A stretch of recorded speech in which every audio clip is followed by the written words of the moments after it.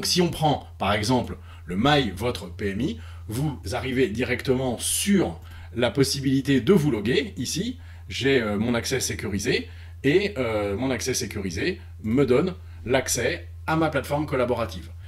Dedans, je peux arriver avec un certain nombre de fonctions, des fonctions d'agenda, de gestion de fichiers, de gestion de tâches, on va le voir ici, et donc on va s'en servir aussi bien de boîte à mail que de calendrier, je l'ai dit, de zones d'exploitation de data qui sont soit hébergées chez vous, soit chez nous, soit sur des NAS externes, et on va pouvoir en avoir plusieurs, et également une notion de tâche, ici, avec un suivi d'activité, avec des cartes, Kanban, hein, que les industriels connaissent bien, avec autant de tableaux possibles et imaginables, et moi, Stéphane, j'aurai mes cartes en retard aujourd'hui, demain, et ainsi de suite.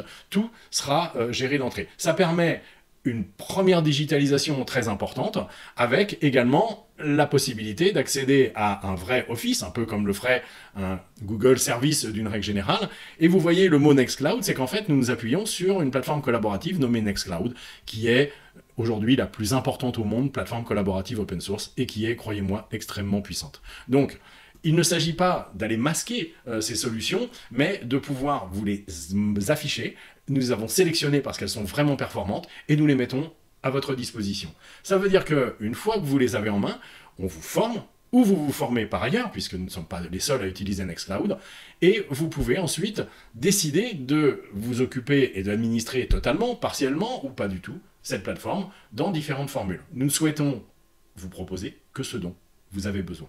Donc ici, j'ai un OnlyOffice sur lequel je regarde un PDF, mais je pourrais aller prendre un Word pour directement voir ce qu'il est possible de faire, donc dans les différents documents. Ici, je vais prendre un DocX, donc ce que j'ouvre habituellement avec un Microsoft Word, je vais l'ouvrir avec un autre logiciel que l'on a embarqué à l'intérieur de Nextcloud, qui est OnlyOffice, et qui est très bien. J'insiste sur le fait que ces applications sont en constante évolution et qu'elles vont à chaque fois vous faire bénéficier de toutes les nouveautés disponibles en open source.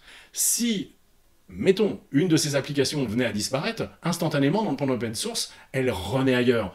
Vous avez peut-être en mémoire, ou pour ceux qui connaissent les bases de données, MySQL qui a été racheté par Oracle, du jour au lendemain, MariaDB est né et a continué exactement de la même manière. Donc finalement, est-ce qu'on a plus de risques avec un open source qu'avec du privé ?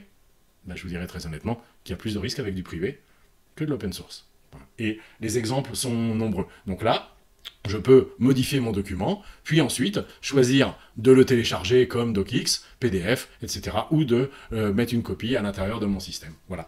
En fait, tout est libre et tout est facilement maniable. Alors, bien évidemment, on ne va pas apprendre à se servir de cet outil, comme n'importe quel outil que vous avez chez vous en 30 secondes, mais tout est accessible. Et nous allons équiper tous ces systèmes de tutoriaux également qui seront disponibles de la même manière. Retournons à notre PMI directement, et on va pouvoir revenir ici. Je vais revenir directement, vous voyez les différentes solutions, et je vais pouvoir revenir sur mon écran de service direct ici.